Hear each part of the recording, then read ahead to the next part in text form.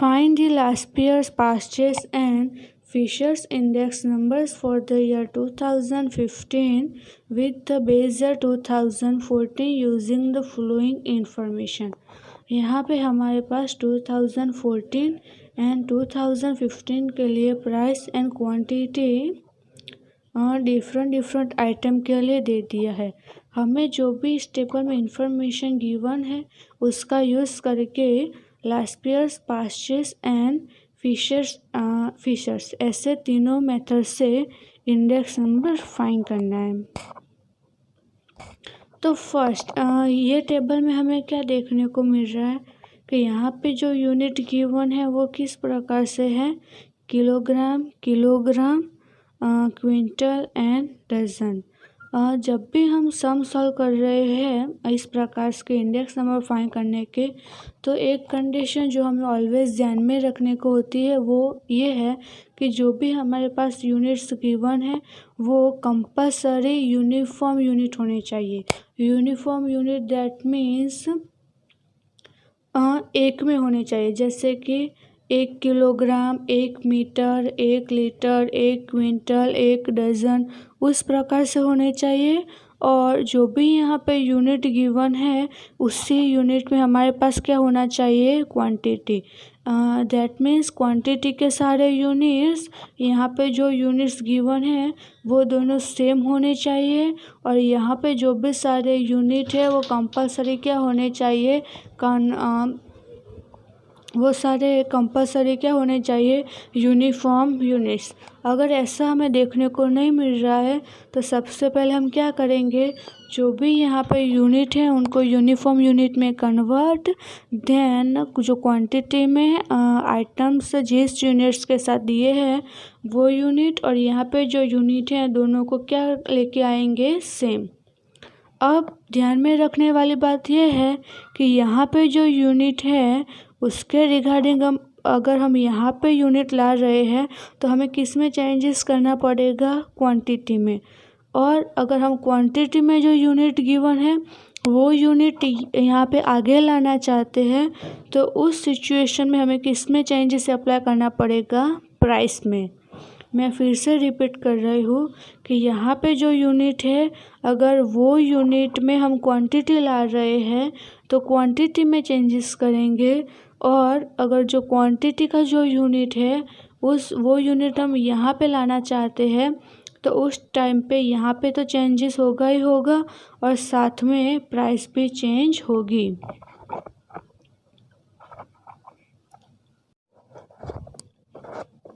अब ये हमारा क्वेश्चन इस प्रकार से है। अब हम क्या करेंगे, इसको यूनिफॉर्म यूनिट में कन्वर्ट। तो first for item A, item A में क्या हो जाएगा, हमारे पास वैल्यू गिवन है 20 kg में, बट हमें चाहिए आइटम यूनिट 1 kg में। यूनिट का यहाँ पे जो यूनिट है वो और क्वांटिटी का यूनिट दोनों सेम है, सिर्फ हम इसको किस में कन्वर्ट कर रहे हैं, यूनिफॉर्म यूनिट में। So we have to divide by 20। So इससे हमें क्या मिल जाएगा, 1 kg। तो हम यहाँ पे क्या चेंजेस अप्लाई कर रहे हैं, unit which is equal to 20 kg divides by 20। So it gives us a value 1 kg। अब हमने कहाँ पे चेंजेस अप्लाई किया है, यहाँ पे जो यूनिट गिवन है उसमें। और आगे हमने देखा कि अगर हम यहाँ पे चेंजेस अप्लाई कर रहे हैं तो किस में चेंजेस होगा, प्राइस में भी चेंजेस अप्लाई करना पड़ेगा और क्वांटिटी तो एज इट इज़ रहेगी। और हमें यहाँ पे ये क्या बन जाएगा हमारे लिए, P0 P1, ये बन जाएगा Q0 Q1, Q0 and Q1 as it is. P0 भी चेंज हो जाएगा, सो उसको भी 20 से डिवाइड करेंगे। So 80 divides by 20 which is equal to 4। और P1 बन जाएगा हमारा 120 divides by 20 which is equal to 6। अब किस में चेंजेस अप्लाई करेंगे हम, बी में। सो आइटम बी के लिए क्या हो जाएगा, उसमें हमारे पास यूनिट है किलोग्राम और क्वांटिटी गिवन है ग्राम में। तो हम कहाँ पे चेंजेस अप्लाई करेंगे? क्वांटिटी में। जो ग्राम में है उसको हम कन्वर्ट कर देंगे किलोग्राम में। यहाँ पे चेंजेस अप्लाई कर रहे हैं, so price as it is रहेगा। सो सिर्फ किस में चेंजेस अप्लाई होगा? Q1 and Q0 for item B. Also we know that 1 kg which is equal to 1000 ग्राम। सो इसको kg में कन्वर्ट करने के लिए we have to divide by 1000. So here Q0 becomes 2400 divided by 1000 which is equal to 2.4 kg, and Q1 which is equal to 4000 divided by 1000 which is equal to 4 kg. Now for item C, यहाँ पे unit क्या है हमारा? Quintal. और यहाँ पे कौन सी quantity कौन से यूनिट में है? किलोग्राम। तो हम क्या करेंगे? यहाँ पे किलोग्राम को एज इट इज़ रखेंगे और क्विंटल को किलोग्राम में कन्वर्ट कर देंगे। अब यहाँ पे चेंजेस अप्लाई कर रहे हैं तो किस में चेंजेस होगा? साथ में प्राइस में। और क्वांटिटी तो एज इट इज़ रहेगा। And also we know that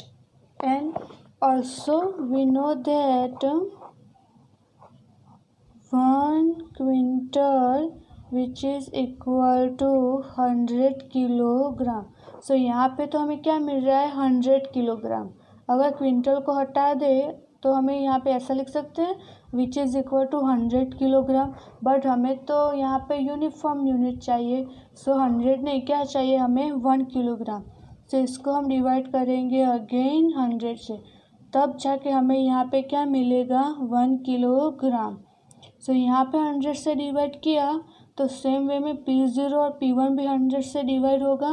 वो हमें क्या देगा? प्राइस पर किलोग्राम। तो पर किलोग्राम का प्राइस निकालने के लिए इसको भी 100 से डिवाइड करना पड़ेगा।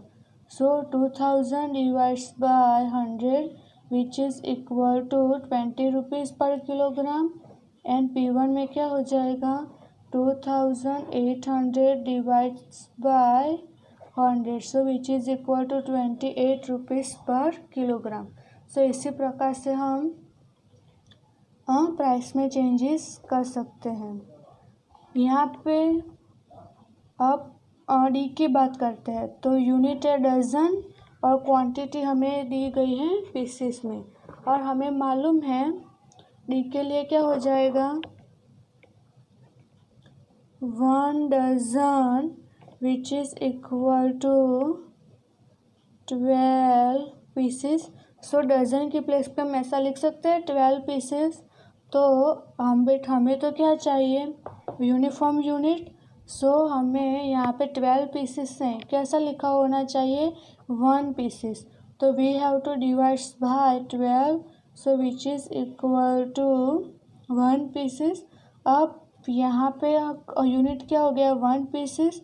यहाँ पे प्राइस किसके लिए है? 1 डजन के लिए। अगर 1 डजन दैट मीन्स 12 पीस का प्राइस इतना है, तो 1 पीस का प्राइस कितना होगा? तो कहाँ से मिलेगा? P0 which is equal to 48 divides by 12 which is equal to 4, and P1 which is equal to 72 divides by 12 which is equal to 6। So एक पीस का 2014 में प्राइस होगा 4 रुपीज़ और 15 में प्राइस होगा 6 रुपीज़। अब हम क्या करेंगे? ये सारे जो चेंजेस करने के बाद हमें units P0, P1, Q0 and Q1 की जो न्यू वैल्यू मिल रही है उसके अकॉर्डिंग हम न्यू टेबल बनाएंगे, और उसके लिए हम क्या फाइंड करेंगे? Index numbers. तो चेंजेस करने के बाद हमारा न्यू टेबल इस प्रकार से है। अब हम जिसके लिए फाइंड करेंगे इंडेक्स नंबर्स। तो फर्स्ट हमें किसके मेथड से फाइंड करना है? Laspeyres method. First by Laspeyres. तो लास्पियर का फॉर्मूला क्या है?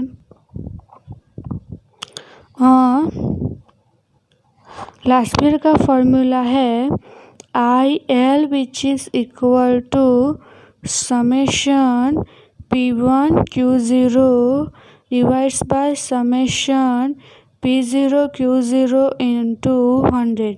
तो सबसे पहले हमारे पास किसका वैल्यू होना चाहिए?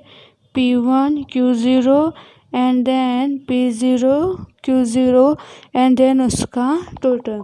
तो अब क्या फाइंड करेंगे हम? P1 Q0, that means this column multiply with this column. First के लिए क्या हो जाएगा?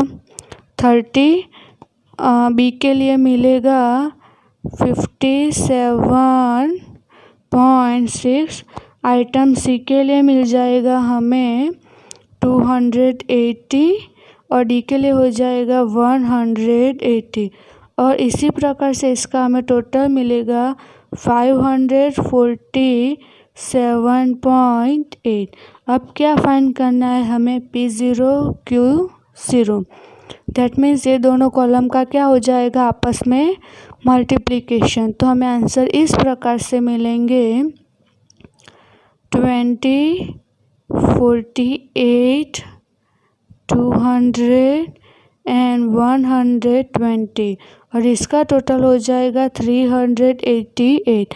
रख दे सारी वैल्यूज़ फॉर्मूला में, क्या हो जाएगा? 547.8 divides by 388 into 100 which is equal to 141.13। सो ये हमें क्या मिला? Laspeyres index number. अब किसका इंडेक्स नंबर हमें फाइंड करना है? Paasche's index number. उसका फॉर्मूला क्या है? IP which is equal to summation P1 Q1 divides by summation P0 Q1 into 100। अब इसके लिए हमारे पास किसका वैल्यू होना चाहिए? P1 Q1 and P0 Q1 का।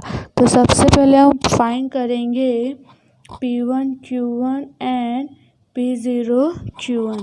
P1 Q1 दैट मीन्स ये दोनों कॉलम का आपस में क्या हो जाएगा? मल्टीप्लिकेशन। तो क्या आंसर मिलेगा? 42, 96, 28 इंटू 28